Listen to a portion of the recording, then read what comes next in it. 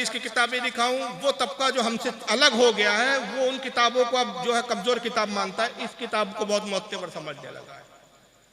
हाफिज इब्न कसीर की तफसीर है, जो गैर लोग इसको बहुत इस पर एतमाद करते हैं। हाफिज इब्न कसीर को हम भी अपने वक्त का मुफस्सिर और अपने वक्त का जय्यद आलिम मानते हैं। आइए, कुरान अज़ीम में एक आयत करीमा है और ये तफसीर इब्न कसीर की जिल्द 3 में जो दिखा रहा हूँ, सफ़ा 509 है, सूरह आराफ आयत नंबर 175 है। उस कुरान की एक आयत के तहत इमाम इब्न कसीर, हाफिज इब्न कसीर ने एक हदीस नकल की है, जरा गौर से सुने हदीस को। अन्ना हुज़ैफ़ा यानी इब्नुल यमान रज़ियल्लाहु अन्हु कहते, हज़रत हुज़ैफ़ा से रिवायत है जिन्हें इब्नुल यमान कहा जाता है, यमान के बेटे कहा जाता है। हद्दसहु क़ाल, वो हदीस बयान करते हुए कहते हैं, क़ाला रसूलुल्लाह सल्लल्लाहु अलैहि वसल्लम, अल्लाह के रसूल सल्लल्लाहु अलैहि वसल्लम ने इरशाद फरमाया, इन्ना मिम्मा तख़व्वफ़ु अलैकुम रजूलुन क़रअल क़ुरान। आका सल्लल्लाहु अलैहि वसल्लम, ये देखिए हमारे नबी के अल्फाज है, किसी मौलवी के अल्फाज नहीं है। कौन कह रहा है? कहने वाला कौन है? हमारा नबी, हमारा पैगंबर, जिन पर हमारा ईमान है।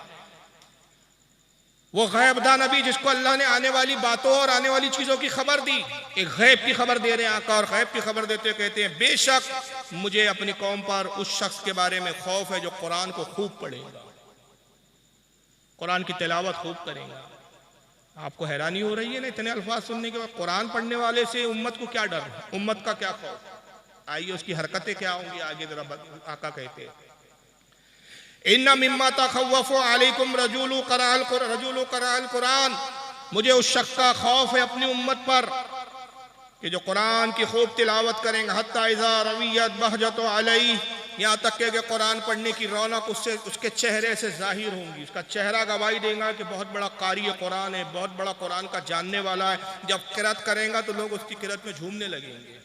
कुरान की जब तफसीर बयान करेंगे तो लोग मह हो जाएंगे, उसकी तफसीर और उसकी कुरान शनासी पर फिदा हो जाएंगे, यहाँ तक कि उसके चेहरे से कुरान की रौनक जाहिर होंगी। वकाना रिदाउल इस्लाम, और वो इस्लाम की चादर को ओढ़ लेगा, इस्लाम की चादर ओढ़े हुए होगा। उसको देख कर लोग कहेंगे, भाई ये मुसलमान है, ये इस्लाम की निशानी है, इसको देखो तो इस्लाम समझ में आता है, ये इस्लाम का बताने वाला और समझाने वाला है।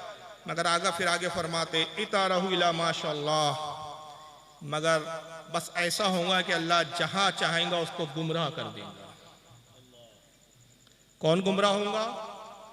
कुरान पढ़ने वाला, कुरान की क़िरात करने वाला, जो इस्लाम की चादर ओढ़े हुए होगा, जिसका उठना बैठना इस्लाम होगा।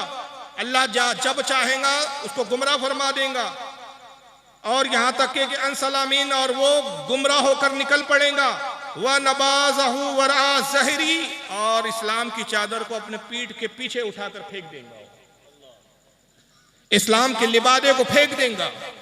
क्यों गुमराह होगा कुरान पढ़ने वाला? क्यों इस्लाम से? हालांकि वो समझेगा मैं मुसलमान हूं, मैं कारी कुरान हूं, मैं कुरान का मुफस्सिर हूं, कुरान का हाफिज हूं, मैं आलिम दीन हूं, लेकिन वो अल्लाह के नज़दीक उसका अंजाम क्या होगा कि अल्लाह उसको गुमराह कर देगा, उसके जो है वो अपनी इस्लाम की चादर को पीछे फेंक देगा, और अल्लाह जहां चाहेगा उसे ले जाएगा। अनसलका में जहां चाहेगा अल्लाह उसे ले जाएगा, यानी गुमराहियत के जिस गड्ढे में जाएगा वो चला जाएगा। वह नबाज़हु वरा ज़हरी, यहाँ तक कि इस्लाम की चादर पशे पुष्ट फेंक देगा। वसा अला जारिही बिस्सैफ, और वह अपने पड़ोसी पर फिर तलवार खींच लेगा, अपने पड़ोसी से लड़ने पर आमादा हो जाएगा, अपने पड़ोसी मुसलमान पड़ोसी के खिलाफ जिहाद के फतवे देना शुरू कर देगा। वह रमाहु बिस्सैफ, तलवार खींच लेगा अपने पड़ोसी पर। क्यों? वह रमाहु बिश्शिर्क, ये कि अपने पड़ोसी पर शिर्क की तोहमत लगाएगा, कहेंगे तू मुशरिक हो गया है, तो मज़ारों पे जाता है तो मुशरिक हो चुका है, तो नबी का मिलाद बनाता है मुशरिक हो चुका है, तो बुजुर्गों का एहतराम करता है मुशरिक हो चुका है। शिर्क की तोहमत लगाएगा अपने पड़ोसी पर। काला कुल्तो या नबी अल्लाह अय्युमा औला बिश्शिर्क, हज़रत हुज़ैफ़ा कहते हैं कि साहबा ने अर्ज किया, हमने पूछा अल्लाह के नबी शिर्क का हकदार कौन होगा, शिर्क के करीब कौन होगा? अल मरमी अवर रामी, कहने वाला या जिसको कहा जा रहा है?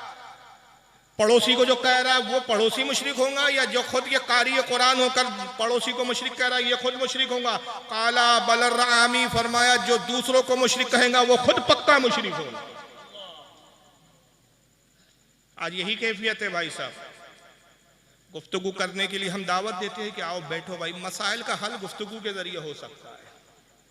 चलिए लफ्ज़ मुनाजरे से आपको बड़ा डर लगता है, खौफ लगता है, हम एक्सेप्ट करते हैं कि हम बार बार कहते हैं मुनाजरा कर लो, मुनाजरा कर लो, आपको अच्छा नहीं लगता, चलो मुनाजरा छोड़ो, गुफ्तगू कर लो।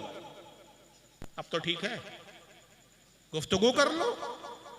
वो मसाइल जिस पर आपके और हमारे दरमियान इख्तलाफ है, जिसकी बुनियाद पर दो ग्रोह बन चुके हैं, उसको खत्म करने का जरिया क्या है?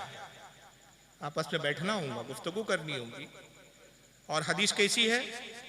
हदीस ज़ईफ नहीं है, क्योंकि फिर एक राग अलापा जाता है, एक जहन बनाया गया है भाई सियासत्ता की हदीस है क्या, बुखारी मुस्लिम की हदीस है क्या। ये इस तरह का जो जहन महदूद दायरे के तहत, इनका एक महदूद दायरे में इनका जहन कन्वर्ट और डेवलप कर दिया गया है। मैं उन लोगों से बड़ी संजीदगी के साथ ये पूछता हूँ आज कि ये किस हदीस में आया कि हुजूर ने कहा कि मेरी हदीस सिर्फ सियासत्ता में है, मेरा फरमान बाकी किसी किताबों में नहीं होगा, ये रसूल ने कहा है। ये किस उम्मत के आलिम का इस पर इत्तेफाक और इजमा है कि जो सियासत्ता 6 हदीस की किताब है, सिर्फ उसी में रसूल की बातें हैं, रसूल की हदीस है, बाकी दूसरी किताबों में नहीं।